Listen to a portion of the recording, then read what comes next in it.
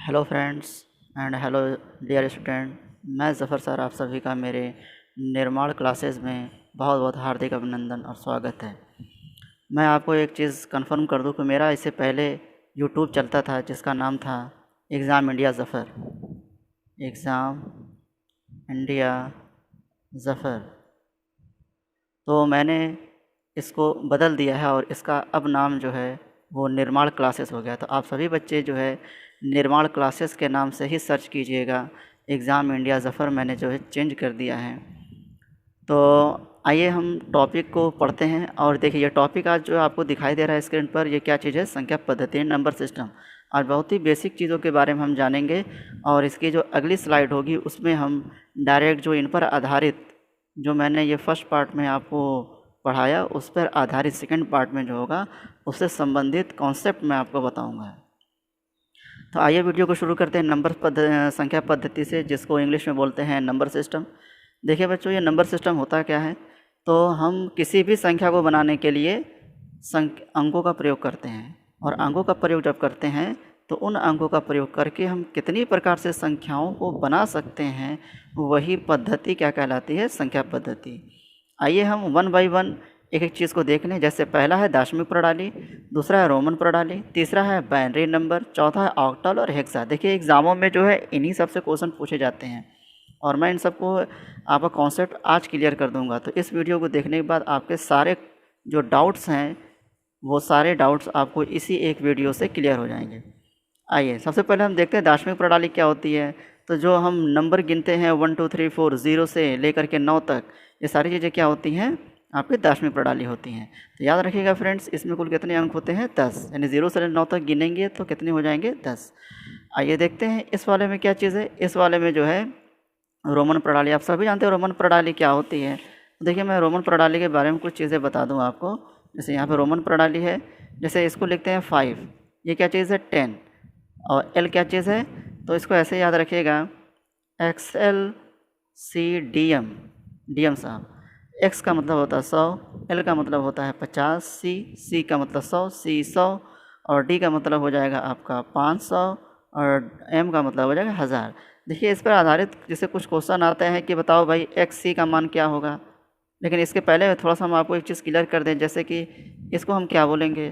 तो ये जो चीज़ होती है 5 होता है और ये 1 होता है, दोनों को ऐड करें तो क्या आ जाएगा? 6। लेकिन इसी को पलट दें, ऐसे लिख दें, तो देखिए 1 यहाँ आ जाएगा, 5 यहाँ। देखिए बड़ी संख्या यहाँ पे आ गई तो अब चीज़ें घट जाएंगी, तो ये चीज़ें क्या हो जाएंगी? 4, यानी कि इसका साइन है ये 4 का। उसी तरह से देखिए हम इसको इस तरह से लिखते हैं, ये चीज़ क्या है हमारा? 10। और ये क्या चीज़ हमारा है? ये चीज़ हमारा 10 है, जैसे मैंने यहाँ पे लिखा है। और ये क्या चीज़ है यहाँ पे? ए। यानी ये किसको दर्शाता है? ये 11 को दर्शाएगा मित्रों। ओके। और उसके बाद से जो है जैसे हम नहीं लिखते हैं 10, 10 के बाद जो है 11, तो इस तरह से अगर हमें 12 लिखना हो तो ये हो जाएगा 10, ये हो जाएगा 1, ये हो जाएगा 1, तो कितने हो जाएंगे? 12। उस तरह से इन चीज़ों को, इसको अगर पलट दे तो इसको अगर पलट दें हम, जैसे इसको मैंने इस तरह से लिख दिया तो देख रहे हैं यहाँ पे 1 आ गया, यहाँ पे 10। तो अब ये बड़ी संख्या यहाँ पे आ जाएगी तो 10 में से 1 जाएगा तो 9। ये दिखाता है किसको? 9 को। आइए हम अब चीज़ें समझ में आ गई होंगी तो देखिए सॉल्व करते हैं। एक्स सी का मतलब क्या होता है? एक्स का मतलब कितना होता है? देखिए 10, और सी 100। अब देखिए बड़ी संख्या यहाँ पे आ गई तो 100 में से 10 का कितना हो गया? 90। देखिए इसका मान कितना हो जाएगा? 90। देखिए अगर आप कॉपी कलम लेकर बैठे हैं तो बिल्कुल आप चीज़ों को नोट करते रहिए। देखिए सी का मतलब हो जाएगा 100 और एम का मतलब कितना हो जाएगा?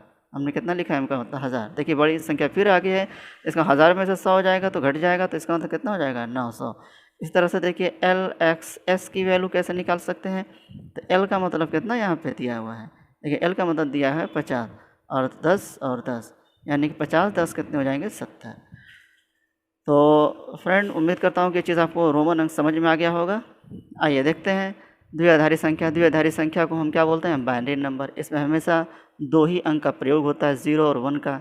इसमें 0 का मतलब क्या होता है? इसमें 0 का मतलब होता है ऑफ, जैसे हम स्विच को ऑन ऑफ करते हैं, और 1 का मतलब कितना होता है? ऑन। देखिए कंप्यूटर की भाषा जो लेती है, वो कंप्यूटर भाषा जो होती है, वो लैंग्वेज वो बाइनरी नंबर में लेती है, यानी 0 और 1 के रूप में लेती है।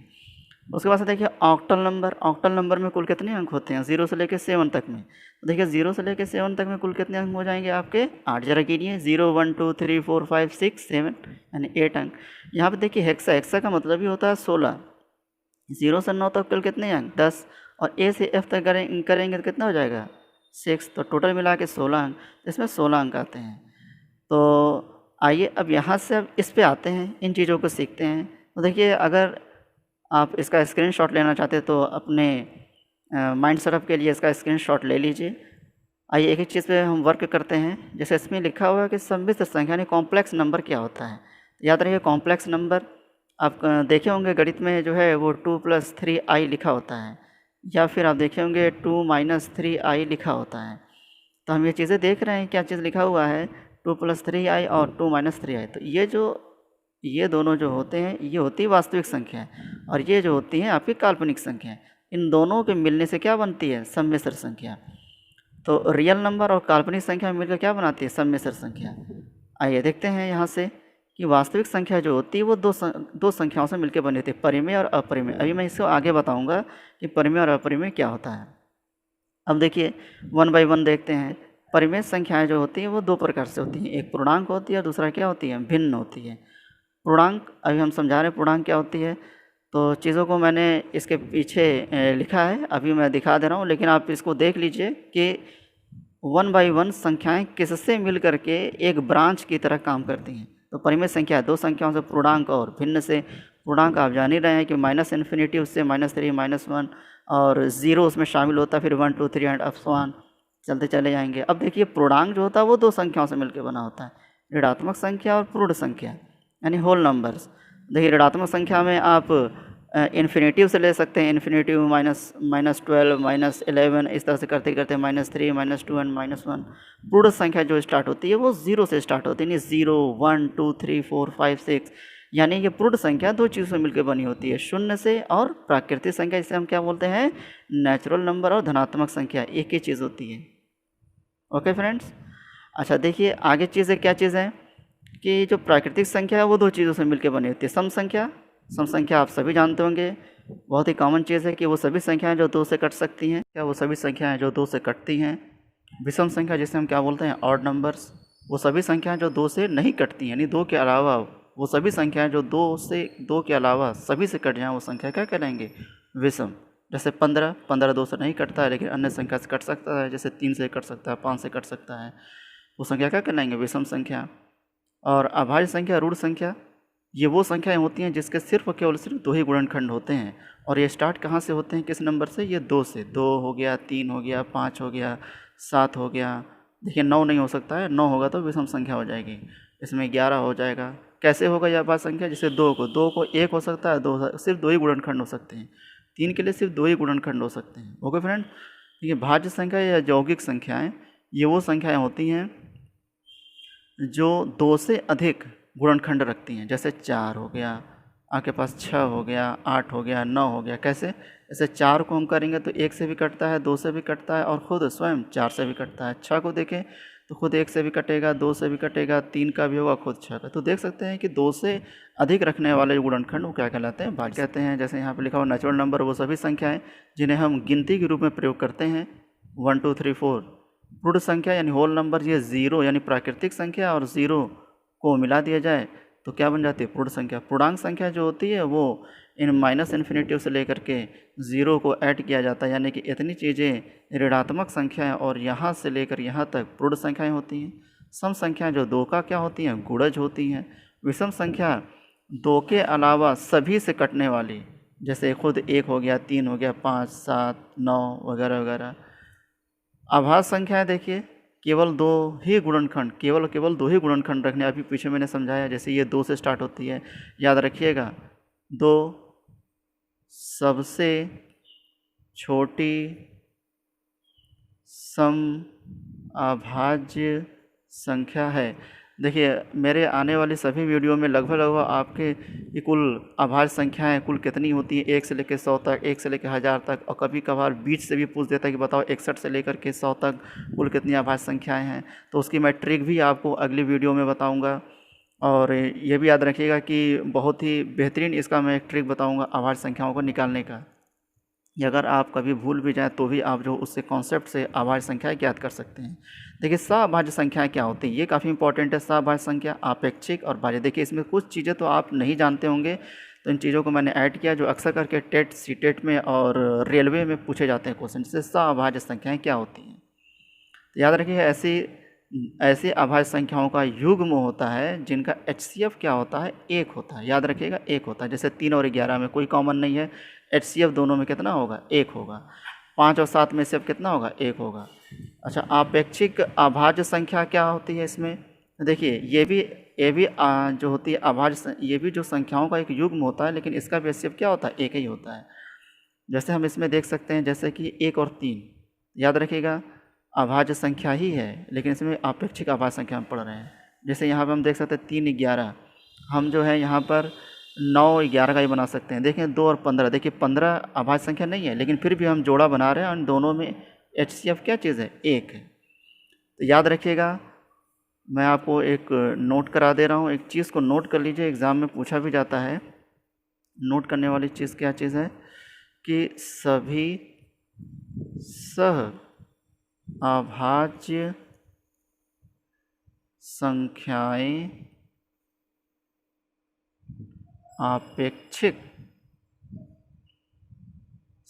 आपेक्षिक अभाज्य संख्याएं होती हैं।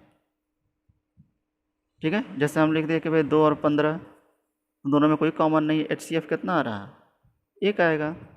तो ये अब देखिए 15 क्या चीज़ अभाज्य संख्या नहीं होती है, तो ये एक जो है इसका अभाज्य संख्या नहीं होगी, लेकिन ये एक आपेक्षिक अभाज्य संख्या जरूर होगी। जैसे 1 और 3, देखिए इन दोनों का HCF क्या है, 1 होगा। तो ये एक सअभाज्य संख्या होगी और साथ ही साथ में ये क्या होगी, एक आपेक्षिक अभाज्य संख्या होगी। तो आपको दोनों में डिफरेंस पता हो गया होगा। तो सअभाज्य और आपेक्षिक अभाज्य में आइए नेक्स्ट देखते हैं, भाज्य संख्या क्या होती है, यानी कंपोजिट नंबर जिनके 2 से अधिक गुणनखंड हो सकते हैं। जैसे 4, 6 अभी मैंने समझाया पीछे, जिनके 2 से अधिक गुणनखंड हो सकते हैं। जुड़वा अभाज्य संख्या किसे कहते हैं, यानी कि ट्विन कंपोजिट नंबर, ट्विन को प्राइम नंबर। तो ऐसे 2 अभाज्य संख्याओं का युग्म जिनके बीच का जो अंतर होता है वो क्या होता है, 2 होता है। और देखिए इसको पहचानने का सबसे बेहतरीन तरीका है कि दोनों के बीच एक क्या हो, सम संख्या हो। जैसे 1 और 3 दोनों के बीच देखिए अंतर कितने का है, 2 का है, लेकिन देखिए 1 और 3 के बीच में एक सम संख्या आती है जिसका नाम क्या चीज़ है। तो उस बात समझ में आपकी आ रही है। जैसे मैंने ले लिया 11 और 13, तो 11 और 13 क्या चीज़, इनके बीच में जो है गैपिंग कितने की है, 2 की है। और आप देख रहे हैं 11 और 13 के बीच में एक संख्या आती है, सम संख्या, जिसका नाम जो है 12। इस तरह से देख सकते हैं 17 और 19 के बीच में गैपिंग कितने का है, 2 का है, लेकिन इन दोनों के बीच में एक सम संख्या आती है 17, 18, 19 यानी 18। तो यानी कि जुड़वा अभाज्य संख्या आपको समझ में आ गया होगा। जुड़वा अभाज्य संख्या किन संख्याओं को कहते हैं, 2 ऐसे प्राइम नंबर्स जिनके बीच का अंतर तो 2 होता है और साथ ही साथ में उनमें एक सम संख्या भी शामिल होती है। अच्छा, देखते हैं परिमेय संख्या क्या होती है। याद रखिएगा परिमेय संख्या उन सभी संख्याओं को कहते हैं जिन्हें हम P/Q के रूप में लिख सकते हैं। यानी कि बात समझिएगा, P/Q के रूप में लिख सकते हैं, यानी ये भी पूर्णांक होना चाहिए और ये भी क्या होना चाहिए, पूर्णांक होना चाहिए, दोनों पूर्णांक होने चाहिए। और एक बात और याद रखिएगा कि जो नीचे वाला जो ये अंश होता है, ये नीचे वाला हर होता है, तो हर जो होना चाहिए वो 0 के बराबर नहीं होना चाहिए। तो बातें समझ में आपके आ गई होंगी। तो देखिए जैसे हम देख सकते हैं, ये बात याद रखिएगा, P और Q दोनों क्या होने चाहिए, पूर्णांक होने चाहिए। जैसे हम देख सकते हैं कि भाई करणी में 4 जब निकलेगा तो क्या बनेगा, 2 बनेगा। उसके बाद से देखिए यहाँ पे क्या चीज़ है, आपका 2 है, 2/1, 3/1, करड़ी में 9 से करेंगे तो 3 आएगा, जैसे -4/-5। अच्छा देखिए 22/7 क्या होता है, 22/7 जो होता है ये पाई का मान होता है, लेकिन ये क्या चीज़ है, 22 और 7 दोनों क्या है, पूर्णांक है, इस वजह से क्या हो जाएंगे, परिमेय संख्या। अच्छा देखिए इसमें जो संख्याएं दी गई है 1.4444, ये संख्याएं जो आगे तक जाएंगी तो लेकिन ये क्या है, एक निश्चित पैटर्न को क्या कर रही हैं, फॉलो कर रही हैं, एक निश्चित पैटर्न को। तो निश्चित पैटर्न को फॉलो कर रही हैं यानी एक ही नंबर को बार बार दोहरा रही हैं, तो हम इसको एक बार में लिख सकते हैं 1.4 के ऊपर बार। अब 1.33 तो 3 बार बार दोहरा रहा, तो 3 के ऊपर बार। उसके बाद से 0.12 तो हम क्या लिख सकते हैं, 0.12 के ऊपर बार। Okay friend. अच्छा देखिए चीज़ें समझ जाइए, ये जो चीज़ें होती हैं जो जा कर के जो चीज़ें ख़त्म हो जाती हैं, जैसे मैं आपको यहाँ पर यहाँ पे देखिएगा ध्यान से, मैंने यहाँ पे समझाया था भिन्न। भिन्न दो प्रकार की होती है, शांत और अशांत। अच्छा देखिए, यानी टर्मिनेटिंग नंबर और नॉन टर्मिनेटिंग। देखिए भिन्न, भिन्न यानी डेसिमल नंबर, देखिए ये दो प्रकार से होती हैं। एक शांत संख्या, यानी इसको बोलते हैं टर्मिनेटिंग नंबर्स। जैसे टर्मिनेटिंग नंबर का मतलब ये हो जाए। और ये देखिए यहाँ पे क्या चीज़ है, अशांत संख्याएं। ये जो होता है नॉन टर्मिनेटिंग। और यहाँ पे हम लिख सकते हैं आवर्ती संख्या, नॉन टर्मिनेटिंग, और इसको बोलते हैं रिपीटेड नंबर। ओके। अच्छा देखिए यहाँ पे क्या चीज़ है कि शांत में जैसे कि कोई चीज़, कोई नंबर जो कि दशमलव के बाद जो है रुक जाता है, जैसे 1/2 तो 0.5, 1/4 तो 0.25। देखिए इसके आगे कोई संख्या नहीं बढ़ेगी, तो ये क्या हो गया, टर्मिनेट हो गया, रुक गया। तो ऐसी संख्या क्या होती हैं, परिमेय होती हैं। दूसरा देखिए अशांत संख्या, जो संख्याएं जो है रुकती नहीं है लेकिन एक निश्चित पैटर्न को फॉलो करती हैं। जैसे हमने लिख दिया भाई 1/3, क्या कर रही हैं, 0.33333। तो ये जो 0.333 अपने आप को रिपीट करा, हम इसको एक बार में लिख सकते हैं। ओके। उसी के बाद से कोई संख्या अगर आती है 0.545454, ये रुक नहीं रही है लेकिन एक निश्चित पैटर्न को फॉलो कर रही है, तो हम इसको एक बार में लिख सकते हैं आवर्ती में। इसी वजह से इसका नाम है अशांत, यानी नहीं रुकने वाली, नॉन टर्मिनेटिंग, यानी कि ये रिपीट हो रही है। और क्या होती है, रिपीटेड नंबर। अच्छा देखिए एक चीज़ होता है अशांत अनावर्ती संख्या, यानी कि ना तो वो नॉन टर्मिनेट होगी और साथ ही साथ में क्या होगा, नन रिपीटेड नंबर।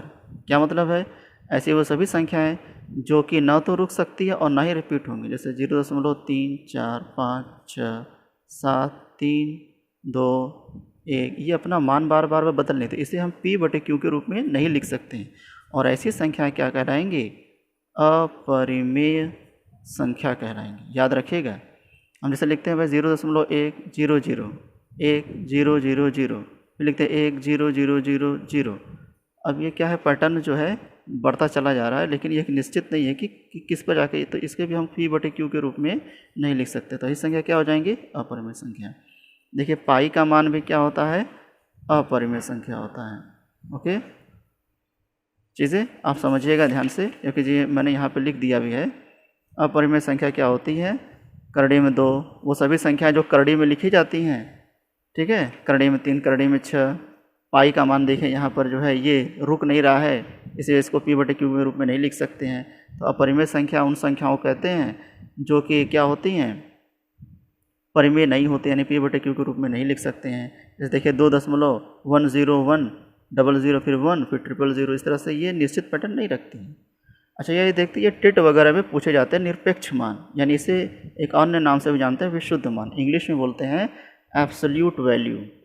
देखिए क्या चीज़ है कि गणित में किसी भी संख्या ए के निरपेक्ष मान को हम इस रूप में अगर लिख दें तो वो क्या हो जाएगा, निरपेक्ष मान। देखिए इसे हम मापांक कहते हैं। क्या कहते हैं, मापांक। इंग्लिश में मॉड्यूलस बोलते हैं। क्या बोलते हैं, मॉड्यूलस। तो जैसे देखिए हमने कहा कि भाई √2 का निरपेक्ष मान बताओ, तो हमने इस रूप में लिख दिया है। तो याद रखिएगा किसी भी नेगेटिव का मान हमेशा, जब भी अगर उसका निरपेक्ष मान निकाला जाए तो हमेशा पॉजिटिव निकलता है। जैसे -3/4 तो कितना हो जाएगा, पॉजिटिव में 3/4, -5/-3, तो ये होता है निरपेक्ष मान। Okay student.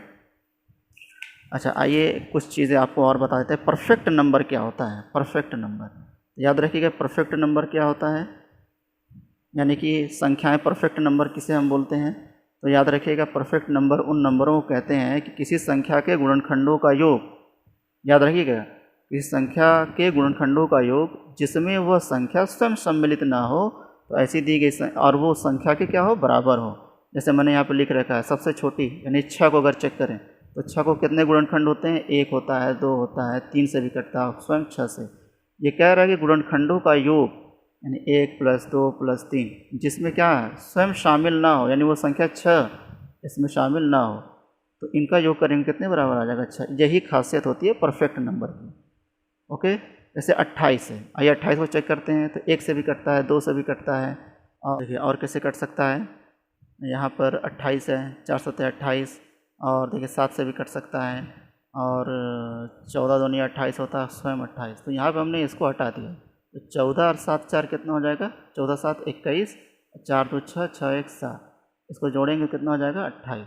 इन संख्याओं को हम क्या बोलते हैं, परफेक्ट नंबर। आइए, ये सब एग्जाम में पूछे जाते हैं कि सबसे छोटा परफेक्ट नंबर बताइए, तो 6 होता है 2 अंकों का। जैसे हमने कहा कि सर 14 का बताइए, 14 का, तो 14 का अगर निकालेंगे तो 1 से भी कटता है, 2 से भी कटता है, ठीक है, 7 से भी कटता है, और 14 से भी कटेगा। तो इसको हटा दीजिए, तो 7 2 9, 9 और 1 10, तो ये 10 हो रहा। क्या ये 14 के बराबर आ रहा? नहीं। तो ये संख्या यानी 14 संख्या जो हो जाएगी हमारी परफेक्ट नंबर नहीं होगा। देखते हैं सम विषम से संबंधित कुछ नियम दिया गया है। देखिए मैंने ई का मतलब यहाँ पर क्या लिखा हुआ है, इवन यानी सम संख्या। ओ का मतलब क्या लिखा हुआ, ऑड यानी विषम संख्या। याद करिएगा, सम संख्या को सम संख्या से जोड़ेंगे तो क्या निकलेगा, सम संख्या को सम संख्या से जोड़ेंगे तो एक सम संख्या। जैसे कि हमने ई प्लस ई कर दिया, यानी कि 2 + 4 कर दिया, तो क्या निकलेगा 6। 6 क्या है, सम संख्या। ई में से ई घटा दिया, यानी कि सम में से सम घटा दिया। आप इसे वर्क कर सकते हैं किसी भी नंबर को लेकर के, लेकिन वो सम होनी चाहिए, तो क्या निकलेगा हमेशा सम संख्या। दूसरा देखिए यहाँ पर क्या चीज़ है, अगर आप सम का गुणा सम से करते हैं तो क्या निकलेगा यहाँ पे, जैसे सम का गुणा सम से करिए, 2 × 4 क्या निकलेगा, 4 दूनी 8, क्या चीज़ है, एक सम संख्या। तो देखिए अगर हमने सम संख्या को सम से भाग दिया तो क्या निकलेगा, एक सम संख्या। और ऑड भी निकल सकता है, जिसे देखते हैं, इसको चेक करते हैं कैसे होगा। देखिए इसको ज़रा चेक करते हैं कि E/E जो होता है वो ए भी दर्शाता है और या फिर ऑड भी दर्शाता है। देखिए ओ का मतलब 0 मत समझिएगा, ये ऑड है, ऑड। तो देखिए यहाँ पर जैसे हमने ई कैसे आएगा, मतलब इवन कैसे आएगा, जैसे हमने 2 का भाग दिया तो कितना आ जाएगा 6, यानी दोनों इवन है। अब देखिए इवन का मतलब 14/2 रहती है, ये भी इवन ये भी इवन, काट देंगे कितना आ जाएगा 7। 7 क्या चीज़ है, ऑड नंबर। आइए अगला देखते हैं, इसमें क्या चीज़ है, इवन की पावर इवन होगी तो क्या निकलेगा, इवन संख्या। जैसे 2 की पावर हमने क्या रख दिया 2, तो क्या निकलेगा 4। इवन की पावर ऑड रखें, जैसे 2 की पावर 3, तो कितना निकलेगा 8। आइए देखते हैं, ये देखिए ये 0 मत समझिएगा, ये 0 नहीं है, ये क्या चीज़ है, ऑड है, ठीक है, एक विषम संख्या। तो हमने जब इसे जोड़ेंगे तो क्या निकलेगा, इवन। जैसे 2 प्लस, जैसे हमने 2 + 3 कर दिया, सॉरी 3 + 7 आप करेंगे तो क्या निकलेगा 10, यानी इवन आएगा। आप इसे 7 में से 3 को घटा दीजिए तो क्या निकलेगा, 7 3 4। अच्छा यहाँ से देखिए मल्टीप्लाई अगर करेंगे किसी भी ऑड से, देखिए 0 नहीं है, बार बार समझा रहे, 0 नहीं है, क्या चीज़ है, एक ऑड है। अब देखिए 0 यानी सॉरी ये ऑड में अगर ऑड का गुणा करते तो ऑड ही निकलेगा। जैसे अगर मैं 3 का गुणा 7 से कर दूँ तो कितना हो जाएगा 21। 21 क्या है, ऑड। ऑड को ऑड से भाग देंगे तो कितना निकलेगा, एक ऑड संख्या। जैसे यहाँ पर क्या चीज़ है, जैसे 15/3, यहाँ पर क्या चीज़ हो जाएगा 5। देखिए ऑड की पावर अगर हम इवन जोड़ेंगे तो इवन करेंगे तो क्या निकलेगा, ऑड आएगा, और ऑड की पावर ऑड करेंगे तो क्या आएगा, ऑड आएगा।